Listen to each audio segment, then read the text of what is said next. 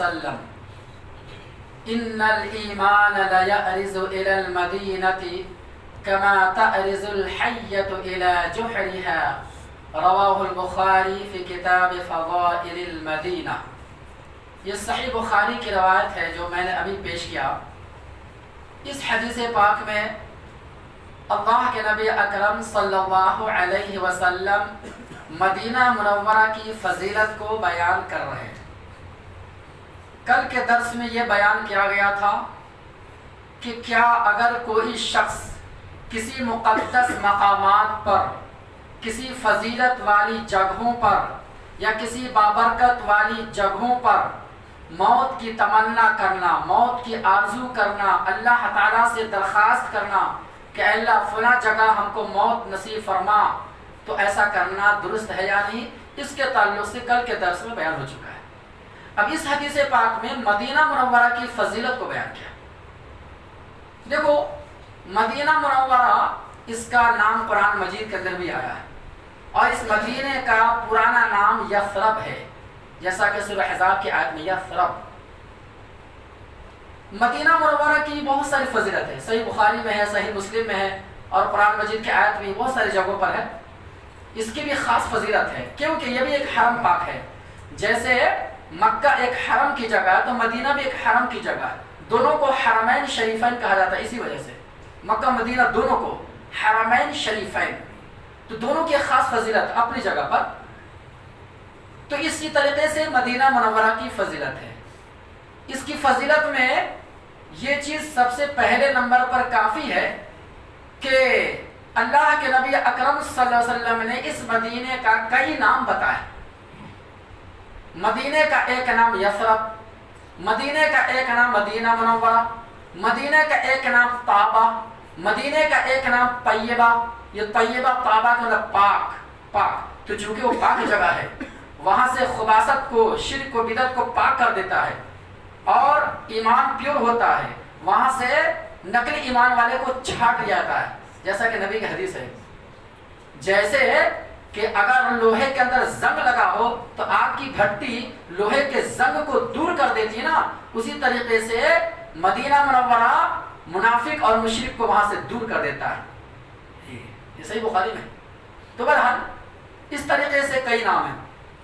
اور مدینہ منورہ کی فضیلت کے تعلق سے امام بخاری رحمۃ اللہ کئی حدیث لاتے ہیں، تقریباً 8-10 حدیثیں لائے، جس میں یہ بتانا چاہتے ہیں دیکھو کہ ان میں ایک سب سے بڑی فضیلت کیا ہے کہ مدینہ منورہ یہ ایسی جگہ ہے، اور اسی طریقے سے مکہ مکرمہ، یہ دو جگہ ایسی ہے کہ صحیح بخاری کی روایت کے مطابق اللہ کے نبی اکرم صلی اللہ علیہ وسلم ارشاد فرماتے ہیں کہ قیامت کے قریب جب کانا دجال نکلے گا، خروج کرے گا، تو پوری دنیا کا چکر لگائے گا، سارے شہروں کا چکر لگائے گا، اور کانا دجال کے بارے مشہور ہے، آپ سب حضرات جانتے ہیں۔ تو سب جگہ چکر گھومے گا، لیکن دو جگہ پر آنے کی کوشش کرے گا، نہیں آ سکتا۔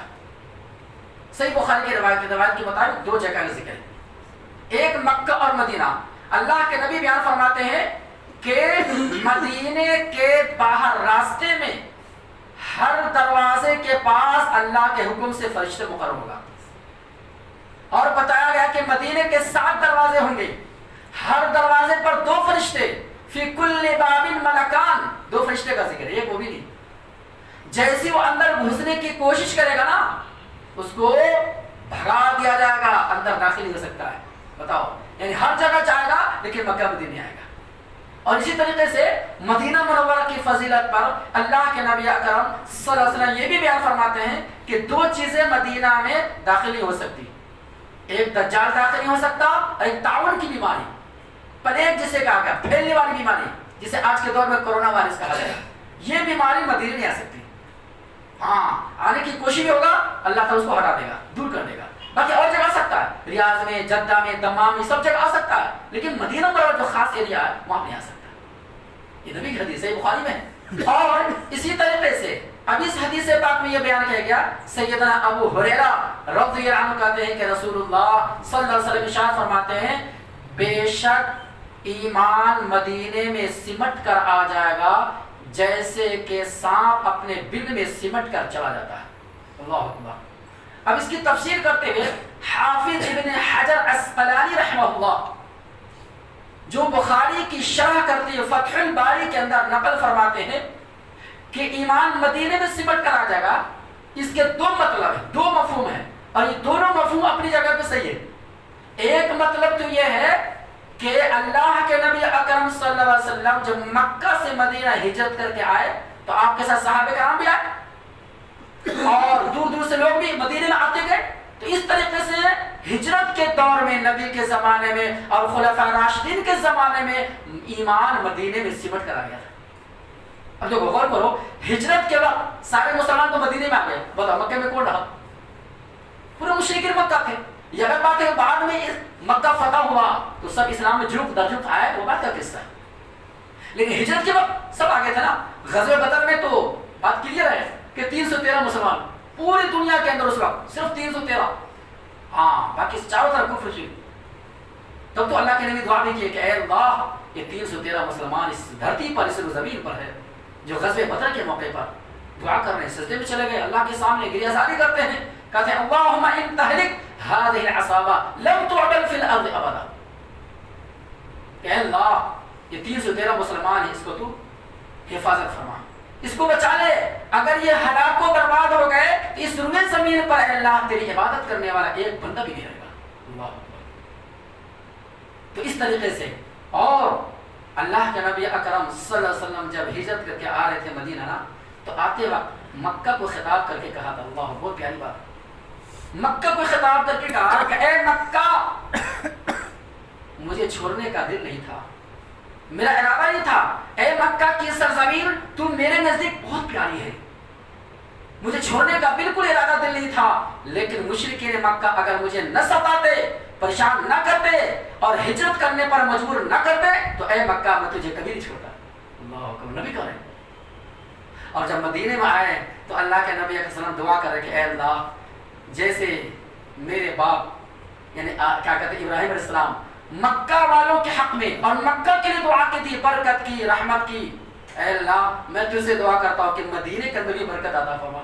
اللہ اکبر، مدینے کے سا میں، مدینے کے کھجور میں، مدینے کے باغات میں، مدینے کے فصل میں، مدینے کے زندگی میں، مدینے شہر میں اللہ تو برکت کا نزول فرما دے۔ نبی دعا کے، چنانچہ نبی کی دعا کا نتیجہ ہے کہ آپ مجھے مدینے میں بہت برکت ہے، جیسے مکے میں برکت ہے مدینے میں برکت ہے، نبی فرما رہے ہیں یہ مدینے کی فضیلت۔ تو بہرحال تو ایک تفسیر یہ ہوا، دوسری تفسیر یہ بیان کیا گیا کہ قیامت کے قریب ایک دور ایسا بھی آئے گا